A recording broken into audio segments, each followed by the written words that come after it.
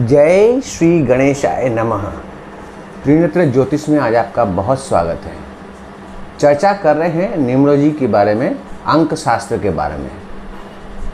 मैंने आपको पहले भी बताया है कि अंक शास्त्र में जो अंक होते हैं वो स्पंदन देते हैं हमें, यानी फ्रीक्वेंसी, नंबर्स की फ्रीक्वेंसी होती है। अब आपके जीवन में कौन कौन सा नंबर आए हैं और वो कौन कौन सा फ्रीक्वेंसी दे रहे हैं और उसका प्रभाव कितना है, यह जानने के लिए आपको अंक शास्त्र को समझना पड़ेगा। अंक शास्त्र के माध्यम से हम लोग यह समझ सकते हैं कि ज़िंदगी के कौन से पड़ाव में क्या क्या समस्याएं आ सकती है, क्या क्या सहूलियतें हमें मिल सकती है, जीवन कैसा जाने वाला है।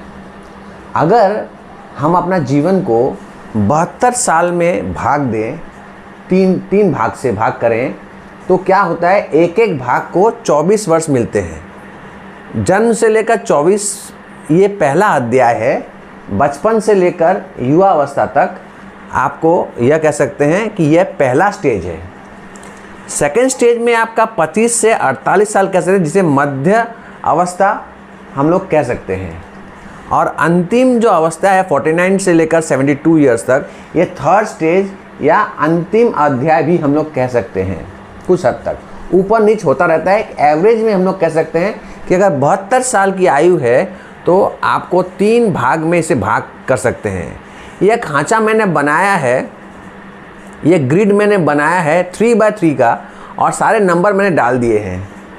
अब आप स्वयं जान सकते हैं कि आपके ज़िंदगी में कौन सा पड़ाव कैसा रहेगा। जैसे कि अगर आप देखते हैं कि आपका डेट ऑफ बर्थ में 1, 2 और 3 तीनों मौजूद हैं। पहला पड़ाव में 1 भी मौजूद है, 2 भी मौजूद है, 3 भी मौजूद है।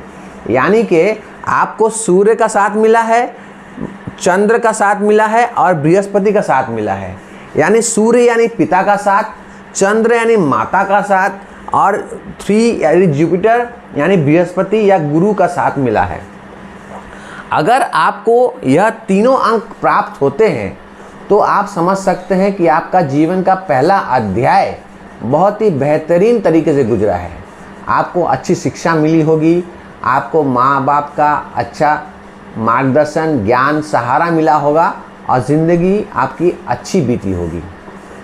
अब आते हैं दूसरे पड़ाव पर। दूसरे पड़ाव यानी 25 से 48 साल। अगर आपके पास ये 3 नंबर है, 4, 5, 6, ये तीनों नंबर मौजूद हैं, तो आपका मध्य अवस्था जो है आपका अच्छा बीतने वाला है, ये आप जान सकते हैं। 4 यानी राहु का नंबर, इसे धन का नंबर भी कहते हैं। और नंबर 5 इसे स्टेबिलिटी का नंबर या सेंट्रल नंबर कहते हैं। जो सबसे महत्वपूर्ण नंबर होता है वह होता है नंबर 5 का। नंबर 5 मर्क्यूरी यानी बुध का है। यह सेंट्रल नंबर है, स्टेबिलिटी का नंबर है। आपका जॉब, आपका करियर, आपका प्रोफेशन का क्या है, आप कैसे धन अर्जन करेंगे, यह बताता है आपका नंबर 5। और जो अंत में नंबर आता है नंबर 6 यानी सुख, लग्जरी, मटेरियलिस्टिक सुख आपको कितने प्राप्त होंगे। अगर आपके पास ये तीनों नंबर हैं तो यह जान सकते हैं आप कि आपका मध्य अवस्था भी अच्छा जाने वाला है। और अंतिम अवस्था में अगर आप देखते हैं कि 7, 8 और 9 यह 3 नंबर है जिसके पास, उसका बुढ़ापा या अंतिम जो आखिरी थर्ड स्टेज जो है लाइफ की, वह अच्छी जाने वाली है। 7 यानी केतु का नंबर, यानी स्पिरिचुअलिटी का नंबर, यानी मोक्ष का नंबर। 8 मतलब शनिदेव का नंबर, यानी कि आपका कर्म का नंबर। कैसा कर्म आप कर रहे हैं, क्या कर्म किए हैं आपने, उसका फल आपको कैसे मिलने वाला है। और अंतिम नंबर है मार्स यानी मंगल का नंबर है। तो ये तीनों नंबर अगर आपके ग्रिड में मौजूद हो जाते हैं तो आप समझिए कि आपका बुढ़ापा भी अच्छा जाने वाला है। परंतु हम लोग यह देखते हैं कि शायद ही किसी के पास ये 9 नंबर होते हैं, किसी के पास 4 नंबर होते हैं, किसी के पास 3 नंबर होते हैं, 5 होते हैं, लेकिन 6, 7 से ज़्यादा नंबर होते नहीं हैं। अब क्या किया जाए, तो इसके लिए उपाय करने पड़ते हैं, रेमेडियल मेजर्स लेने पड़ते हैं, जिससे कि आपका वह भाग जीवन का, वह अध्याय अच्छे से बीते, बेहतर से बेहतरीन बीते। परंतु क्या भाग्य को परिवर्तन किया जा सकता है? बिल्कुल भी नहीं। परंतु जीवन को आसान अवश्य बनाया जा सकता है। आपको रेमेडियल मेजर्स से उन नंबरों की फ्रीक्वेंसी मिल सकती है जिससे आपका जीवन काफ़ी हद तक अच्छा हो सकता है।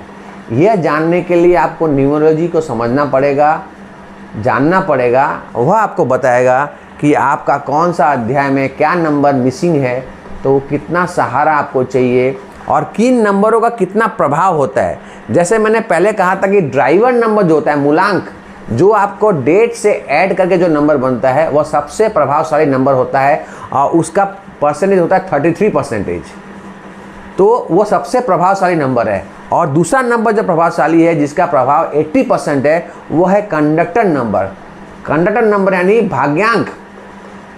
सारे नंबरों को जोड़कर जो नंबर आता है वह आपका मूलांक होता है या कंडक्टर होता है। वह आपके जीवन के उत्तरार्ध में आपका काम ज़्यादा आता है, यानी विवाह के पूर्व या 30 साल के विवाह के पश्चात और 30 साल के उम्र के पश्चात, यानी जो भी पहले हुआ हो।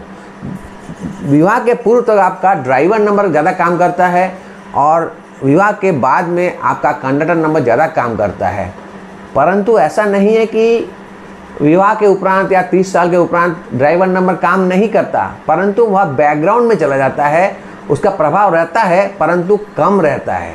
कंडक्टर का नंबर का प्रभाव फ्रीक्वेंसी आपको ज़्यादा प्राप्त होती है। आपका वर्चस्व, आपका व्यवहार, आपके आचार विचार उसी तरह परिवर्तित हो जाते हैं।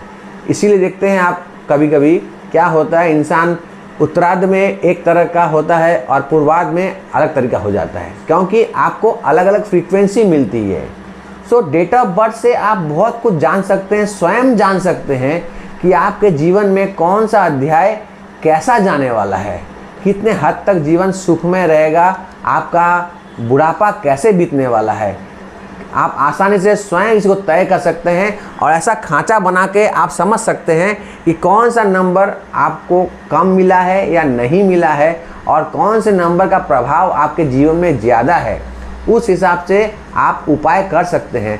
उपाय से काफ़ी हद तक समाधान किया जा सकता है। पूरा नहीं किया जा सकता, मैं मानता हूँ, परंतु काफ़ी हद तक इसको समाधान हम लोग कर सकते हैं। यही है एक न्यूमरोलॉजिस्ट का काम कि जीवन को कैसे आसान किया जाए, सरल किया जाए और आप अपने ऊंचाइयों को छू सकें। आपने जीवन में जो आपने उद्देश्य जो रखा है, जिसे हासिल करने की आपकी ख्वाहिश है, वह आप प्राप्त कर सकें, वह उस मुकाम तक आप पहुंच सकें। इसको हम लोग कहते हैं कि न्यूमरोलॉजी का एनालिसिस, प्रेडिक्शन, और आपको मदद कर सकें, आप आगे बढ़ सकें। बस आज के इस अध्याय में इतना ही कहना चाहता हूँ। आगे चर्चा जारी रहेगी। बहुत कुछ बातें हैं, बहुत जाननी है, बहुत कुछ समझना है। मैं अब तक पढ़ाई कर रहा हूँ, मैं एक स्टूडेंट हूँ न्यूमरोलॉजी का, ज्योतिष का। समझने की कोशिश करता हूँ, जितना समझता हूँ आपको समझाने की कोशिश करता हूँ, इस उद्देश्य से कि आपका जीवन भी अच्छा बीते, आपका जीवन सुखमय हो, आप आगे बढ़ें, तरक्की करें। आज का अध्याय मैं यहीं पर समाप्त करता हूँ। आगे चर्चा जारी रहेगी। तब तक मुझे आज्ञा दीजिए। राधे राधे।